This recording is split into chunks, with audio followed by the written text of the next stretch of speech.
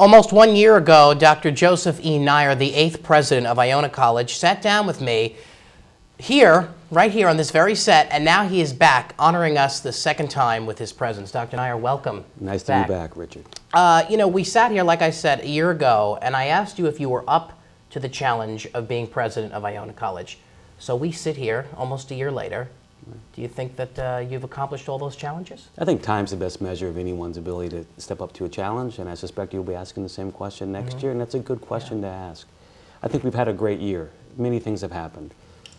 Last year, we worked hard to curb the size of the tuition increase, and we saw about a 10% reduction in the size of the tuition increase.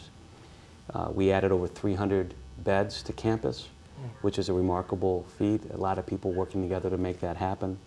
We saw 5 new academic programs come online for the college. We saw the college come together, students, faculty, staff, administrators, alumni, board members, work together on a 5-year strategy for the college, input from all facets of the college. We ratified that plan last May at about the same time that we were launching new alums into their careers as they left the college at commencement in May. So I think it was a great year. I think much was accomplished, and we positioned the college well for this year. It definitely seems that way. And recently you addressed a large group of students at a town hall meeting. That's right. And there was a couple of points that I wanted to bring up that you mentioned at the meeting. The launch of a new academic support program, the status of freshman SAT scores, which were up 17 points this year, and managing the reputation of Iona. So why was this town hall meeting so important for the student body? Last year I held, by my count, about 20 town hall meetings. I think town hall meetings are a great way to have a conversation, to share information, and then answer questions. It's tougher to do at convocation because it's such a big group of people, and a lot of students versus faculty, administrators, staff members. But when you hold town hall meetings for students, town hall meetings for faculty, staff, etc., you can have a focused discussion. Right. So I thought it was important to start the year that way. We had so many town hall meetings last year. I thought, why not sit down and have a conversation with the students, lay out this year's plan, talk about what's important to invest in this year to help students be more successful, and I'm pleased that we're able to do that. And they seem very responsive and engaged. The students asked more questions than the faculty and the staff combined, right. Which I thought was great. Yeah, it really is. I talk a lot about the world is run by people who show up.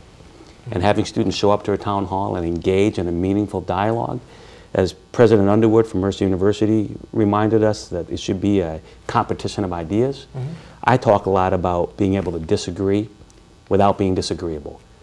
To share an opposing perspective without being rude about it. Exactly. And our students are fantastic at that. They ask great questions, they provide alternative points of view.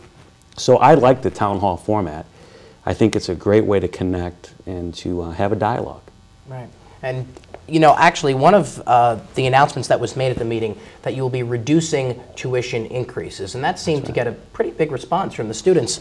What does that mean for those that may be struggling financially?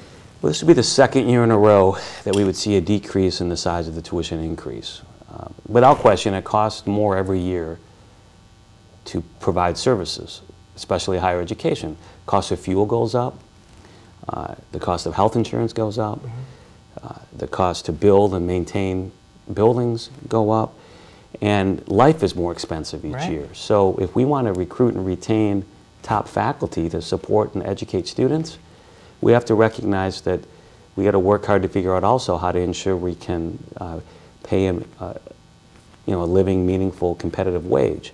So we're a tuition-driven college. The majority of the revenue that comes into Iona comes from tuition, and if we're going to curb the size of the tuition increases and begin to address affordability, which is critically important, we got to also be thinking about what the impact is on the greater campus.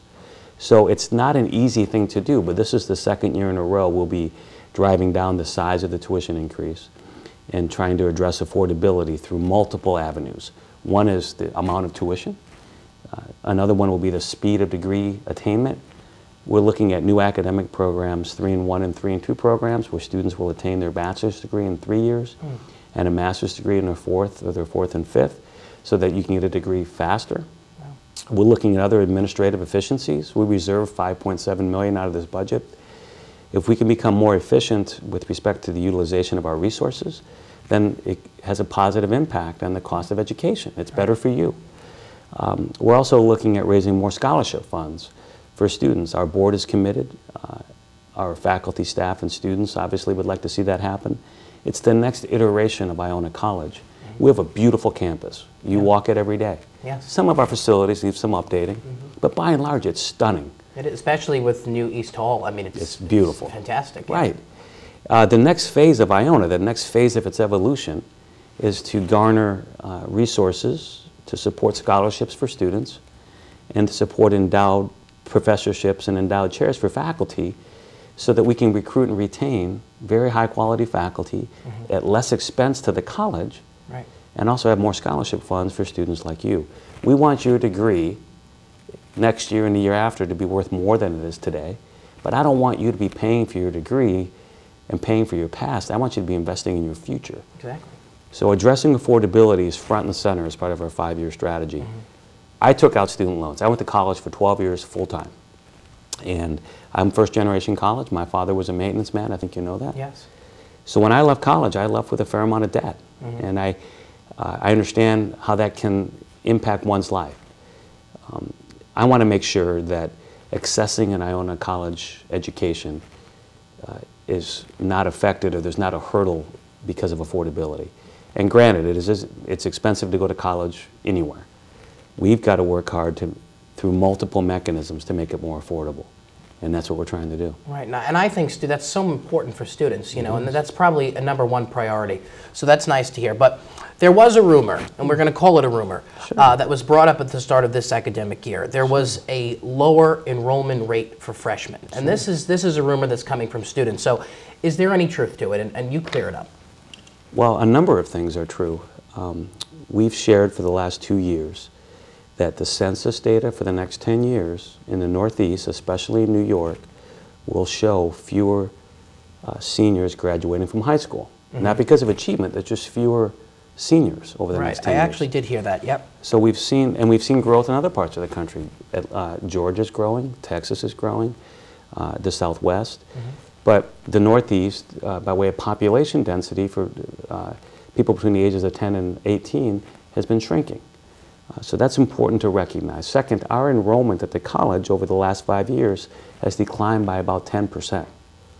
And most of that's from returning student numbers, persistence rates, retention rates, and graduation rates, areas that we address in our plan.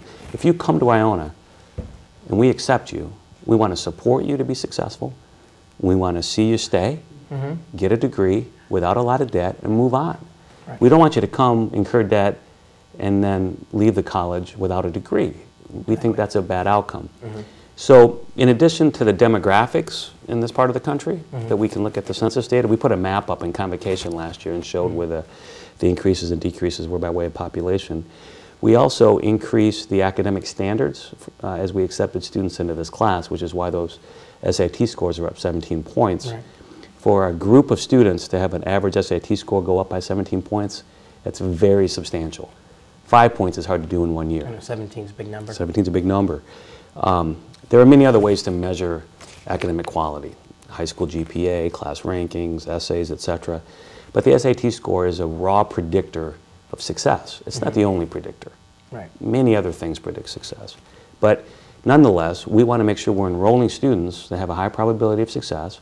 We want to build more academic support programs so that when you get here, whether you're in the honors program or not, that I would consider the honors program an academic support program, because it's a program targeted for a specific group of students, right?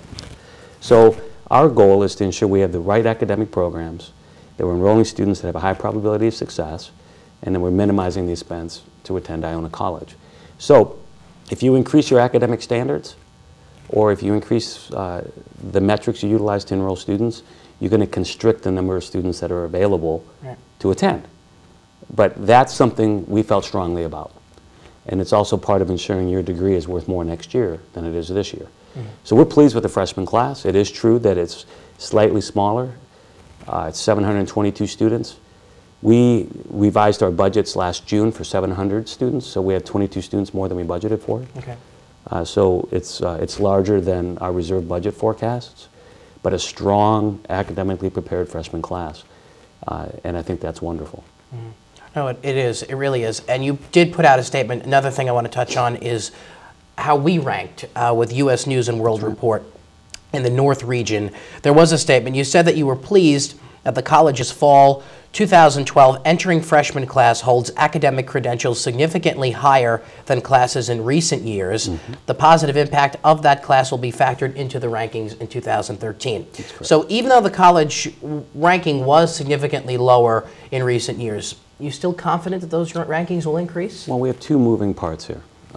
First, the college stayed in the top tier in the North region, so we're still a top tier college. Right. But we did fall from 30 to 68. That fall is not based on this freshman class at all. In fact, those data haven't been submitted yet. That fall in the rankings was a function of us providing corrected data for the last 10 years. We talked about this when I was here last year. Yes. So part of addressing this is ensuring that we do well with our freshmen and that our retention rates, freshman to sophomore year, and graduation rates are strong. So we're not working hard to find better rankings for the college, to achieve better rankings. We're working hard for you. We want you to come, be successful, attain a degree, meet our alums, have a great job, a great life, come back and support the college, and you'll get direct mail pieces from us after you leave. But if our rankings improve because we're so focused on students, then we're happy about that too. But we shouldn't design a college for college rankings, because that's just one measure of quality. We should design a college that serves the students we think we're here to serve, and we should do it well. Right. And if the rankings go up because of that, I'm excited. But our first focus has got to be on student outcomes. This might be an appropriate time to share that quote you said at the town hall from Martin Luther King Jr. Maybe you can tell them what it was and explain it. We've talked a lot about vision and a lot about strategy in these town hall meetings. It sounds very business oriented. And I reminded everyone at those meetings that a vision without a strategy or a vision without an action plan is nothing more than daydreaming. We can all sit around and say what we want to do with our lives. Wouldn't it be great if I did this or did that?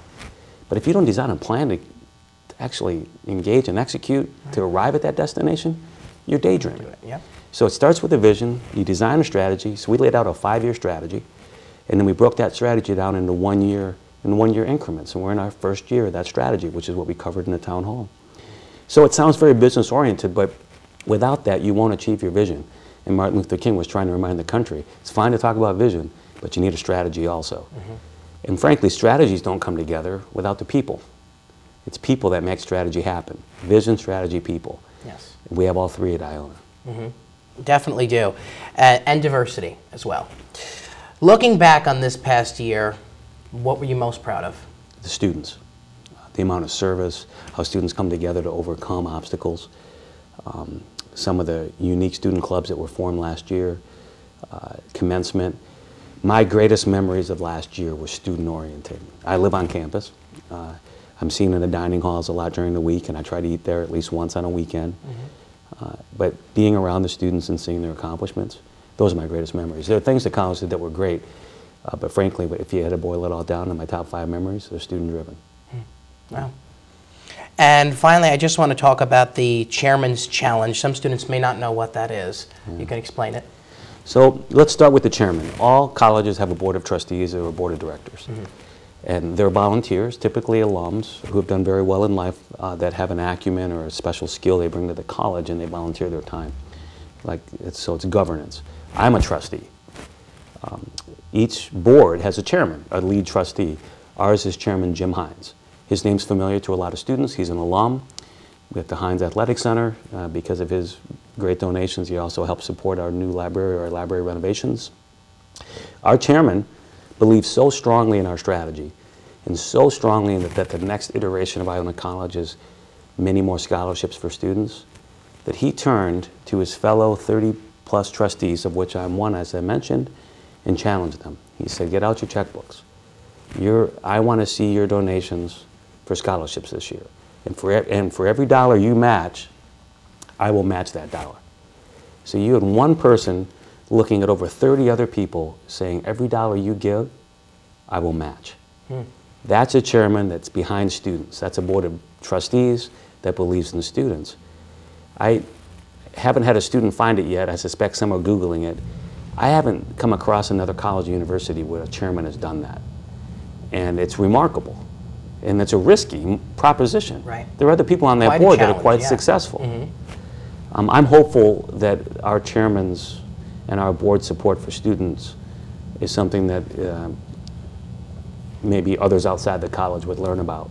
Because I think it speaks to how much our alums believe in Iona College. And I think that that's the kind of thing, if I were a student at Iona College, I would think, wow, that's incredible. The chairman of the board is matching every dollar that's given this year so that my college will cost less in the future. And that's a strong board of trustees. Right. And I think students that watch this interview will definitely have so much hope for those that don't. And I think most do, but there might be a small percentage that do not. But this was perfect. So, you know, we're not going to get there overnight. We're Right. coming into the largest campaign in Iona College's history. The majority of that campaign is focused on raising scholarship money and money to recruit and retain very strong faculty. That'll be a 5 to 7 year campaign, but the Chairman's Challenge will pay dividends this year. So think about all that's happening. We're building residence halls, we're capping tuition increases, we're raising money for scholarships, launching new academic programs.